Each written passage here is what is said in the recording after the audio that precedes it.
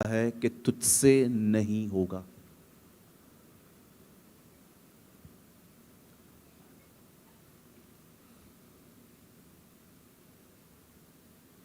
एक दिन मैं बाइबल पढ़ रहा था और मैंने एक अद्भुत बात पढ़ी वहां पर कि यीशु ने अपने चेलों का चुनाव करने से पहले पूरी रात प्रार्थना की। मैंने सोचा, खुदा, मुझे किसी को दिखाना नहीं है, न किसी को बताना है, पर क्या मैं भी पूरी रात प्रार्थना कर सकता हूं? सडनली थॉट आया मुझे, नहीं होगा। पूरी रात कोई बैठ सकता है क्या? कुछ भी नहीं होता है। एक डेढ़ महीने के बाद मुझे ये रियलाइज हुआ कि मैं गलत ख्यालों को अपनी जिंदगी में जगह दे रहा हूं। और मैंने कहा, चल ट्राई तो करें एक बार। मैं 11:15 अपने कमरे में गया, मैंने दरवाज़ा बंद किया, मैं घुटनों पर बैठा, मैंने खुदा से दुआ की, मेरी मदद कर, मैं आज पूरी रात से बात करना चाहता हूँ। विश्वास कीजिए, प्रभु ने मेरी सहायता की। मैंने सुबह 7 बजे तक प्रभु से बात की। वेट वेट, मुझे इसके लिए तालियां नहीं चाहिए, आपको ताली बजानी ना, प्रभु के लिए बजाया करो। मैं जस्ट बता रहा हूं कि कितनी बार आप ये समझ नहीं पाते हैं कि शैतान आपको नहीं हरा सकता। वो सिर्फ आप में एक सोच पैदा करता है कि आप नहीं कर सकते। द ग्रेटेस्ट एग्जाम्पल इज शाऊल राजा, जो कभी लड़ाई में नहीं गया फिर भी हारा हुआ था। उसके अंदर एक सोच पैदा की गई। कुछ बहनों के 2-2 3-3 बच्चे होते हैं, तो वो सोचती हैं कि मैं प्रभु को समय कैसे दे पाऊंगी, बच्चे हैं, घर है, सब हो सकता है। Everything is possible. प्रॉब्लम ये है, आपकी सोच ही अलग है। जॉन वेस्ली के 18 बच्चे थे। बिलीव करिए, 18 बच्चों को पालने के बाद भी उनकी वाइफ खुदा को समय देती थी। सारे बच्चे सो जाते थे, हर बच्चे के ऊपर 15-15 मिनट प्रार्थना करती थी। Everything is possible. मैं आप में से हर एक को कहना चाहता हूं, मुझे उस बेटी की टेस्टमनी बहुत अच्छी लगी, जो वो कह रही थी कि मैं प्रॉब्लम्स में से गुजर रही थी। थोड़ा सा माइक इशू था, नहीं तो मैं चाहता था कि आप उसको प्रॉपरली सुनो। सो जस्ट जब मैं उनको सुन रहा था, बड़े कान थोड़े बड़े किए थे मैंने, ताकि मैं सुन पाऊं। मैं फिर से कहता हूं बेटा, आपको भी कहता हूं, सबको कहता हूं, शैतान आपको कभी नहीं हरा सकता। वो मात्र आप में एक सोच पैदा करता है, आप हारे हुए हो। दाऊद को देखा आपने? गोलियत को मारने से पहले ही वो गोलियत को मार चुका था। लोगों से पूछ रहा था, है कौन, है कौन, है कौन? सीधा उन लोगों ने पकड़ के उसको राजा के सामने खड़ा कर दिया। राजा को बोलते हैं, ये मार देगा उसे? तू मार देगा? हाँ मैं मार दूंगा, मुझे ले जाओ। क्या क्या अमेजिंग व्यक्ति है वो। लड़ाई में जाने से पहले ही वो जीत चुका था। और एक चीज आपसे कहूं, बुरा नहीं मानेंगे, जो आपको इनकरेज नहीं करते हैं ना, जो आपको सिर्फ अपनी मेंटालिटी आप में डालते हैं, थोड़ा उनसे गैप रखा करो। मैं 2 हफ्ते पहले कहां पर था, वहां थोड़ी सी बारिश हो रही थी, तो जिन्होंने मीटिंग ऑर्गेनाइज की उन्होंने कहा, हमें लगता नहीं है लगता नहीं है मीटिंग हो पाएगी। मैंने कहा, यार तू कैसा पास्टर है, क्या क्या बोलने जा रहा है? 2-3 हफ्ते पहले मैं कहां गया था, वहां बारिश हो रही थी, तो मैंने उनको बोला, मीटिंग इंडोर है आउट है? बोला है इंडोर, पर लगता नहीं है लोग आ पाएंगे। मैंने दोनों उसके हाथ बांध दिए। मैंने कहा, अभी बात कर। मैंने कहा, क्यों नहीं आएंगे जी, आप क्यों ऐसे सोच रहे हो? ओ, मैंने दुआ की, मैंने प्रभु से कहा, प्रभु भले हर जगह बारिश हो, अपना हॉल सूखा होना चाहिए। You know when Reynold Bonky was in Pune, जब बॉन्के सर पुणे आए थे, बहुत 90s की बात है, पुणे में अगस्त के महीने में जो बारिश थी, इतना इतना सा पानी भरा हुआ था, बसेस नहीं चल पा रही थी, ट्रांसपोर्ट अटक रहे थे। मेरा एक दोस्त है, हिज नेम इज प्रशांत, वो उनकी मीटिंग में जा रहा था, पुणे स्टेडियम में मीटिंग थी। दौड़ते दौड़ते दौड़ते दौड़ते गीला पूरा, और उनको पता था पास्टर रेनॉल्ड बोंग के आए हैं। आप बिलीव करेंगे, जैसे वो स्टेडियम में गए, स्टेडियम में एक पानी की बूंद नहीं थी। आपको चाहिए, आप पढ़ सकते हैं, उनके वेबसाइट पर ये गवाही लिखी है। इसीलिए हमारी बाइबल कहती है विश्वास करने वाले के लिए सब कुछ हो सकता है। और आप जानते हैं पास्टर राजीव ने भी ये मिरेकल देखा है। कितने लोग रांची महोत्सव में आए थे? एक दिन पहले बारिश थी, यीशुआ महोत्सव में हम लोग भी डिस्टर्ब थे। फिर हम भूल गए कि एलिया का परमेश्वर हमारा परमेश्वर है। ओ, हमने दुआएं करना चालू की। मैंने तो कम की थी जी, इन्होंने बहुत की थी। 3 दिन बारिश नहीं हुई, और जब मैं एयरपोर्ट पहुंचा लास्ट डे पे बारिश शुरू, और ऐसी बारिश मेरी फ्लाइट ही लेट हो गई। हाँ, मैंने पास्टर जी को बताया नहीं था, मैं शाम को गया था। हालेलुया। कहिए अपने पास वाले से, तू हारा हुआ नहीं है जी। यस, उसे ऐसे कहो, तू जीता हुआ व्यक्ति है।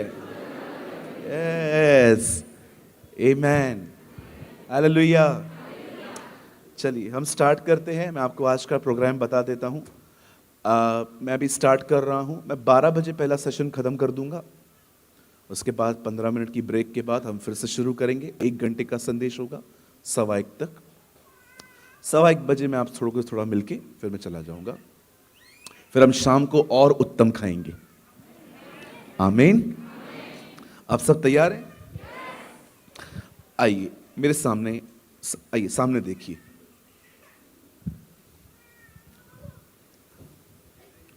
बड़े ध्यान से सुने। हमारी बाइबल में सबसे बड़ा चैप्टर जो है वो भजन संहिता 119 है। लेकिन अगर आप जबूर पढ़े, उर्दू में भजन संहिता को जबूर कहा जाता है, पर अगर आप जबूर पढ़ें तो आपको पता चलेगा 78 साम भी बहुत बड़ा है। भजन संहिता 78, खोलिए मत, अभी मैं आपको कुछ बताना चाहता हूं।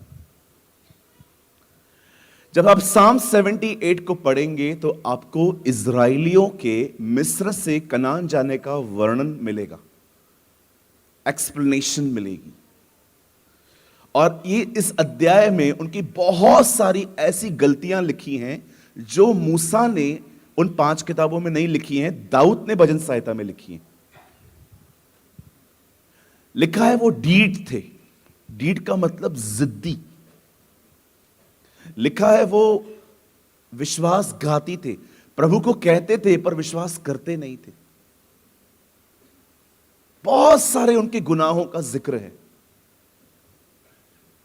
लेकिन जानते हो, इन सब गुनाहों में एक ऐसा गुनाह भी है जो बहुतों को गुनाह नहीं लगता, और वो गुनाह है उन्होंने परमेश्वर को सीमित कर दिया। दैट इज अ सिन। सीमित करने का मतलब होता है, मेरी इंग्लिश में लिखा है दे लिमिटेड गॉड। उन्होंने परमेश्वर के आसपास एक सीमा बांध दी कि तू इससे आगे नहीं आ सकता। आप जानते हो आप और मैं परमेश्वर को कैसे सीमित करते हैं?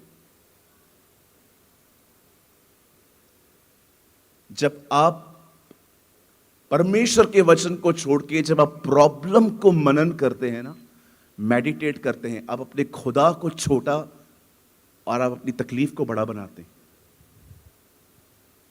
और मैं ये बात जानता हूं, ये बात कोई भी जानबूझ के नहीं करता, ये अनकॉन्शियसली होती है कि आप बैठे बैठे आप कुछ ऐसी बातों के बारे में सोचने लग गए कि वो बातें इतनी बड़ी हो गई। मैं आपको सच कहता हूं, आप माने या न माने, मैंने फुटपाथ पर रहते हुए लोगों को खुश देखा है, पर मैंने बड़े बड़े घरों में लोगों को दुखी देखा है। That's called attitude. ये उनका अपना एक व्यवहार है। बॉम्बे के भिखारी पता है क्या बोलते हैं? सारे जहां से अच्छा हिंदुस्तान हमारा, रहने को घर नहीं सारा जहां हमारा।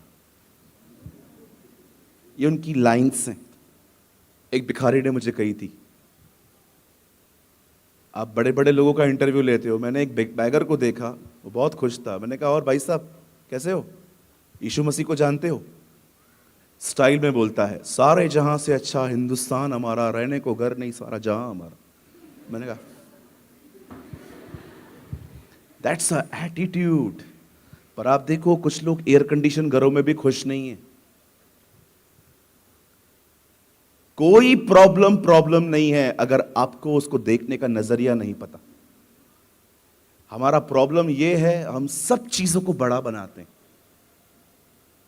आप देखो कुछ कुछ लोग चींटी का हाथी बना देते हैं, पर कुछ लोग हाथी का चींटी बना देते हैं।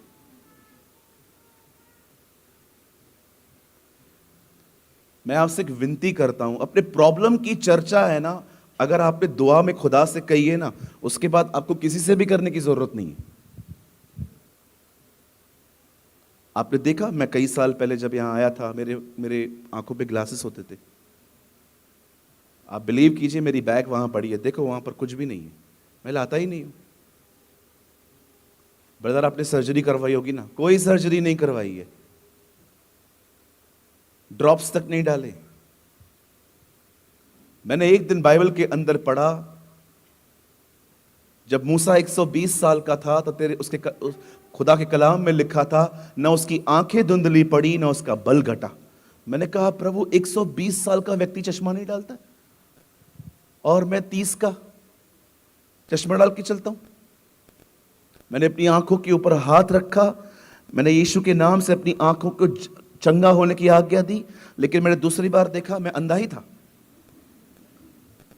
फिर मैं डिस्करेज होने लगा। फिर प्रभु ने कहा नो, यू शुड प्रे। और रोज रोज रोज रोज मैं थोड़ी सी बाइबल पढ़ता था, मेरी आंखें इतनी इरिटेट हो जाती थी, पानी बहना स्टार्ट हो जाता था। मैं प्रभु को हमेशा कहता था, मैं थोड़ी तेरे से आंखें एनिमल पिक्चर देखने के लिए मांग रहा हूं, मुझे बाइबल पढ़नी है, मुझे आंखें तो दे अच्छी। मैं कुछ गलत मांग रहा हूं? मैं थोड़ी उन मसीहों की तरह बनूंगा जो पिक्चरों पे जाते हैं, मुझे तो बाइबल पढ़नी है। और एक दिन मैं सुबह उठा, मैंने 3 घंटा बाइबल पढ़ी, मुझे कुछ नहीं हुआ। मुझे परमेश्वर ने कहा तू चंगा हो चुका है, जा। आज 2 साल हो गए हैं मैंने ग्लासेस वियर नहीं किए। 120 साल के व्यक्ति को आपने देखा पहाड़ पे खुद गया है मरने के लिए। आजकल आप जवानों को थोड़ा काम दो, आई दर्द हो रहा है। वो 120 साल का था, बाइबल बताती है वो पहाड़ पे खुद गया है मरने के लिए, उसकी बॉडी चुरा ली गई। What a man of God. दुनिया के साथ है ना एग्री मत होया करिए थोड़ी थोड़ी बातों पे। अभी तो तू बूढ़ा हो रहा है, अभी तो बीमारियां आएंगी ना, काय को आएंगी? मेरे पीछे कहिए, दुनिया की हर बकवास पे एग्री नहीं होना है। हाँ, कई लोग कहते हैं जब उंगली से घी नहीं निकलता तो क्या करो? काय को टेढ़ी करूं, डब्बा गर्म करो।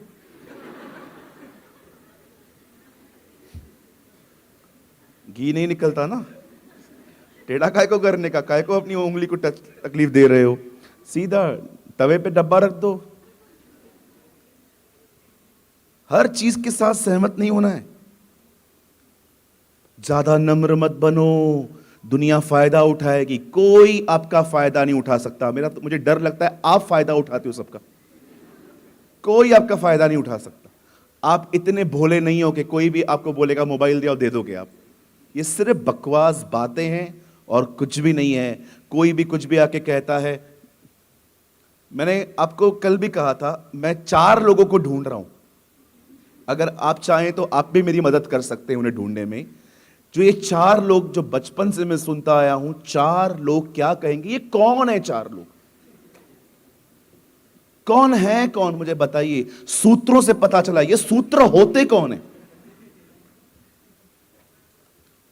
Don't agree with all type of this nonsense. आप अपनी जिंदगी अपने अंदाज और अपने खुदा के साथ जियो। आमीन, हालेलुया। अपनी प्रॉब्लम की चर्चा हर एक के साथ मत किया करो। मुझे तकलीफ है, मुझे तकलीफ है, मुझे तकलीफ है, मुझे तकलीफ है, मुझे तकलीफ है। तकलीफ बोलने से तकलीफ थोड़ी जाती है। कुछ करना ही है तो परमेश्वर से प्रार्थना करो और अपने लिए प्रोफेसी करके बात खत्म करो। आइए अपने हाथ को उठाइए, कहिए मैं विश्वास करता हूं मेरे आने वाले दिन बड़े उत्तम दिन हैं, यीशु मसीह के नाम में। आमेन, आमेन।